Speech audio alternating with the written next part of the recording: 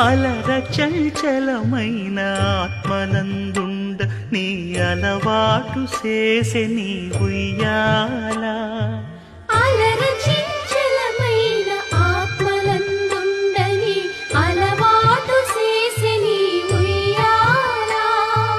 పలుమారు ఉచ్ఛ్వాస పవనమందుండ నీ భావంబు తెలిపే నీ ఉయ్యాల